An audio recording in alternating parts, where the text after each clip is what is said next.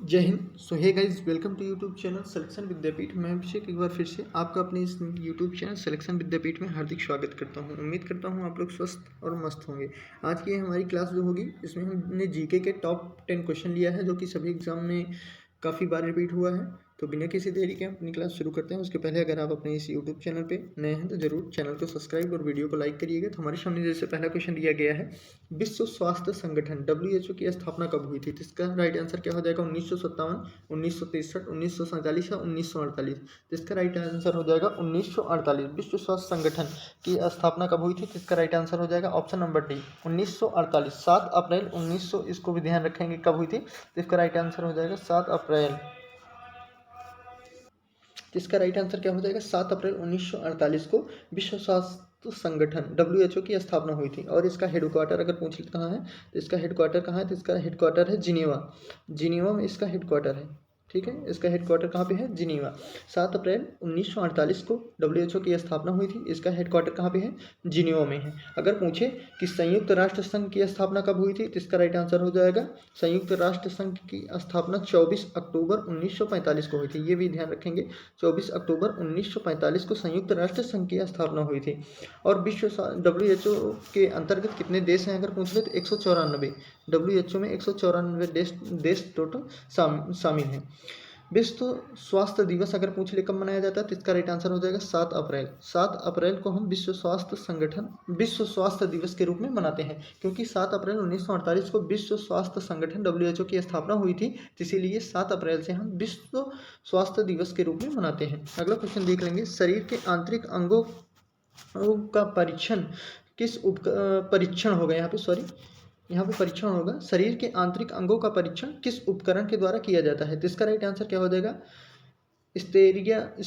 स्टेरियोस्कोप, microscope, endoscope या इलेक्ट्रोकार्डियोलॉजी। इसका right answer क्या हो जाएगा?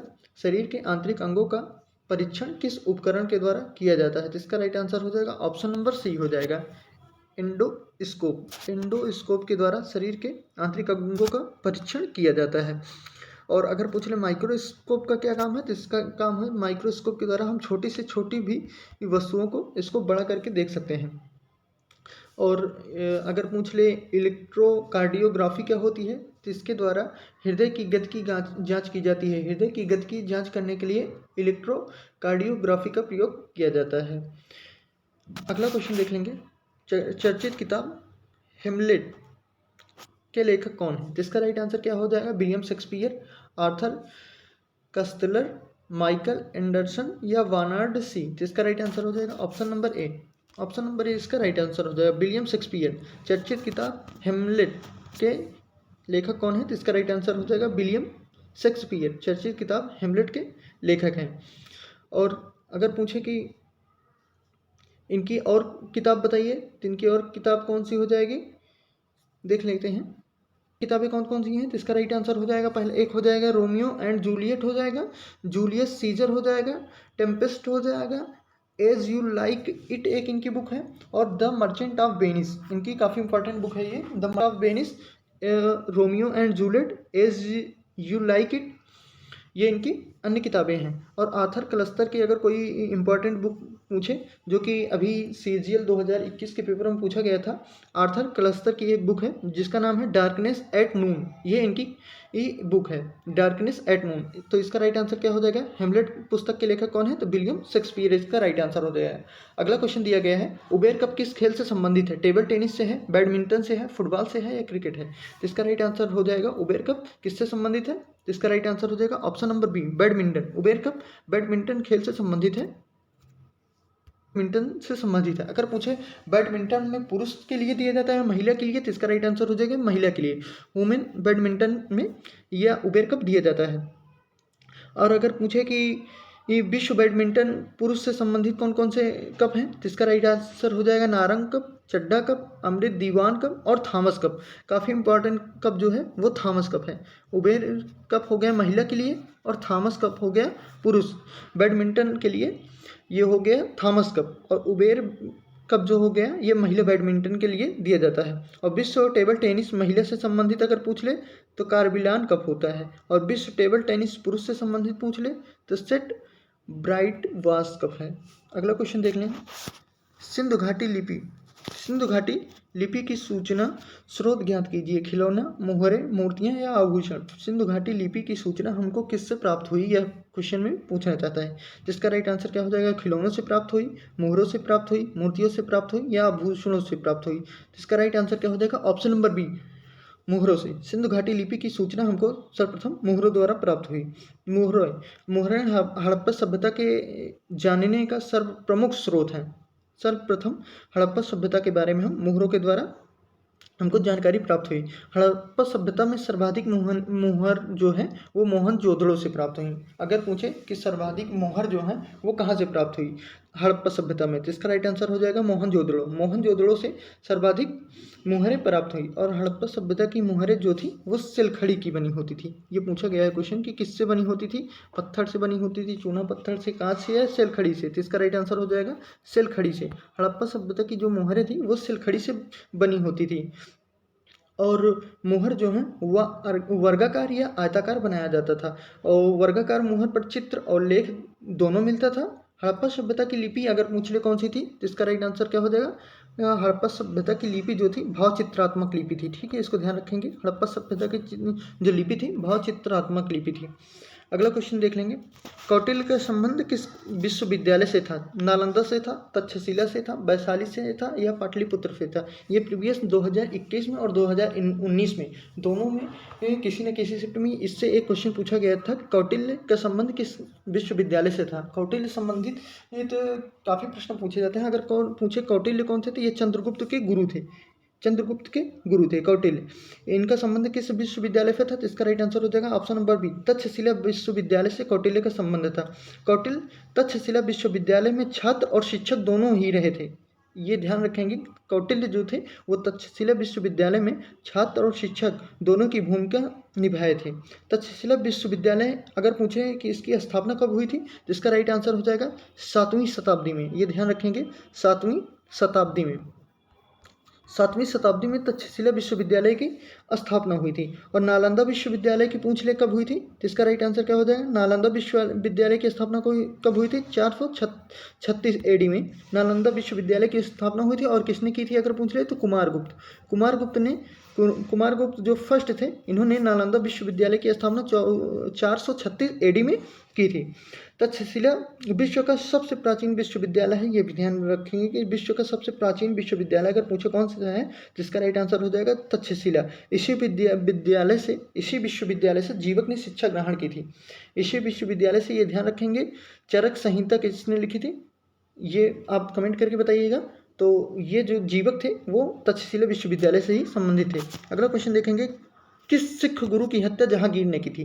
किस सिख गुरु की हत्या जहांगीर ने की थी, तो इसका राइट आंसर क्या हो जाएगा, गुरु हरकिशन, तेग बहादुर, गोविंद सिंह, गुरु गोविंद सिंह या गुरु अर्जुन। तो इसका राइट आंसर क्या हो जाएगा, किस गुरु की हत्या जहांगीर ने की थी। तो इसका राइट आंसर क्या हो जाएगा, ऑप्शन में बताइए आप, गुरु हरकिशन, तेग बहादुर, गुरु गोविंद सिंह या ऑप्शन डी गुरु अर्जुन। तो इसका राइट आंसर हो जाएगा क्या, ऑप्शन नंबर डी गुरु अर्जुन। गुरु अर्जुन की हत्या जहांगीर ने की थी, जहांगीर ने की थी। और पूछे अगर कब की थी, ये राइट आंसर हो जाएगा 1606 में। 1606 ईस्वी में इनको मृत्युदंड दिया था।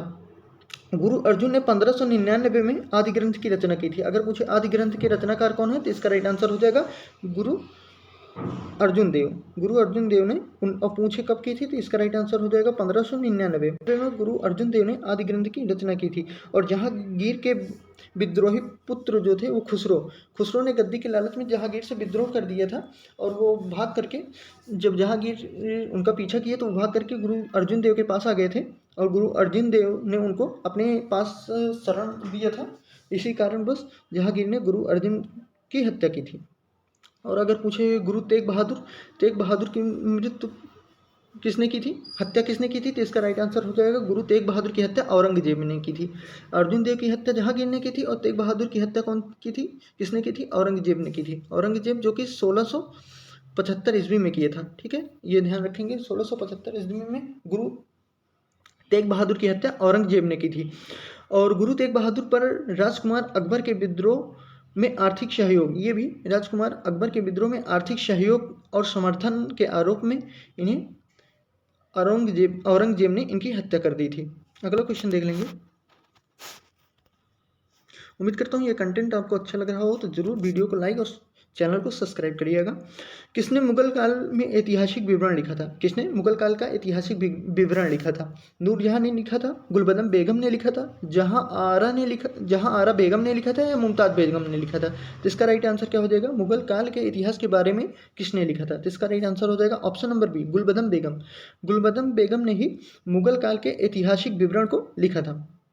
गुलबदन बेगम जो थी वो हुमायूं की बहन थी तथा बाबर की पुत्री थी। ये ध्यान में रखेंगे कि ये हुमायूं की बहन थी और बाबर की पुत्री थी, जिन्होंने हुमायूं के जीवन हुमायूं नामा की रचना की थी। ये भी ध्यान रखेंगे कि हुमायूं नामा की रचना किसने की थी? तो इसका राइट आंसर हो जाएगा गुलबदन बेगम ने। हुमायूं की जीवनी जो थी हुमायूंनामा, उसकी रचना गुलबदन बेगम ने की थी। अगर पूछे नूरजहां ने क्या की थी? तो यह जहांगीर की पत्नी थी। यह ध्यान में रखेंगे, जहांगीर की पत्नी थी। इसने अपनी माँ अस्मत बेगम से इत्र बनाने की कला सीखी थी, जो कि गुलाब से इत्र बनाने की कला जो थी इन्होंने अपनी माँ से सीखी थी। और ये किसकी पत्नी थी? तो ये राइट आंसर हो जाएगा जहांगीर की पत्नी थी। और जहांगीर ने अभी हमने पीछे देखा किसकी हत्या किए थे, तो जहांगीर ने गुरु अर्जुन देव की हत्या की थी। हुमायूंनामा पुस्तक में हुमायूं के उदार विचार और प्रशंसा की गई है। ये भी ध्यान रखेंगे, हुमायूंनामा पुस्तक में हुमायूं के उदारता और उसके विचार जो थे उसकी प्रशंसा की गई थी। और जहां आरा बेगम पूछ रही है किसकी पुत्री थी, इसका राइट आंसर हो जाएगा शाहजहां। शाहजहां की सबसे बड़ी पुत्री जो थी वो जहां आरा बेगम थी। अगला क्वेश्चन देखेंगे, हिंदुस्तान सोशलिस्ट रिपब्लिक एसोसिएशन की स्थापना किसने की थी? तो इसका राइट आंसर क्या हो जाएगा? हिंदुस्तान सोशलिस्ट रिपब्लिक एसोसिएशन की स्थापना किसने की थी? इसका राइट आंसर हो जाएगा सुभाष चंद्र बोस ने की थी, या जयप्रकाश नारायण हो जाएंगे, या भगत सिंह होंगे, या BR अम्बेडकर होंगे? तो इसका राइट आंसर हो जाएगा option number C, Bhagat Singh. Bhagat Singh ने हिंदुस्तान सोशलिस्ट रिपब्लिक एसोसिएशन की स्थापना की थी। अगर पूछे कि यह कब की थी, तो इसका राइट आंसर क्या हो जाएगा? 1924। ये ध्यान रखेंगे, इसका राइट आंसर क्या हो जाएगा? 1924 में कानपुर में 1924 में कानपुर में हिंदुस्तान सोशलिस्ट रिपब्लिक एसोसिएशन की स्थापना भगत सिंह ने की थी। बाद में इसका नाम बदल दिया गया था। उसके बाद अगर पूछे कि भगत सिंह ने और किस चीज़ की स्थापना की थी, किस संघ की स्थापना की थी, तो एक लाहौर नौजवान सभा थी। लाहौर नौजवान सभा की स्थापना भी भगत सिंह ने की थी। अगर पूछे कब की थी, तो इसका राइट आंसर क्या हो जाएगा? 1928 में। 1928 में लाहौर नौजवान सभा की स्थापना की थी, और 1924 में हिंदुस्तान सोशलिस्ट रिपब्लिक एसोसिएशन की स्थापना की थी, जो इनके सहयोगी थे, अन्य सहयोगियों के साथ मिलकर स्थापना की थी। और इन्हें किस केस में फांसी दी गई थी? तो इसका राइट आंसर हो जाएगा भगत सिंह ने 1926 में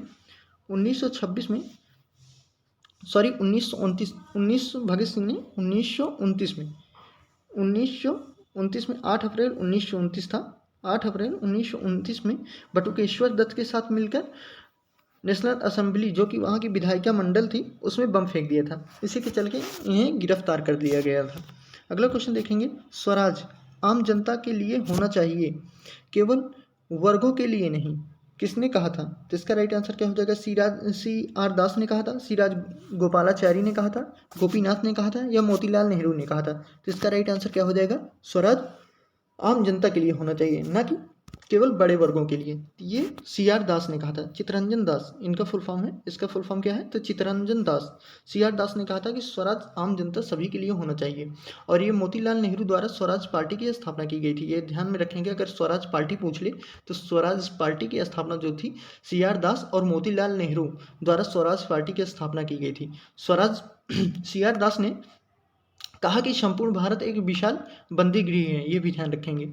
तो आज की क्लास हमारी यहीं तक है। उम्मीद करता हूँ इस क्लास से आपको आज काफ़ी कुछ सीखने को मिला होगा। अगर आपको ये क्लास अच्छी लगी होगी, आपने इस क्लास से कुछ सीखा होगा, तो ज़रूर आप अपने इस परिवार सिलेक्शन विद्यापीठ से जरूर जुड़िएगा, और चैनल को सब्सक्राइब, वीडियो को लाइक करिएगा और शेयर करिएगा, और कमेंट करके जरूर बताइएगा कि आपको ये क्लास कैसी लगी। तो मिलते हैं अपनी अगली क्लास में, तब तक के लिए जय हिंद, जय भारत।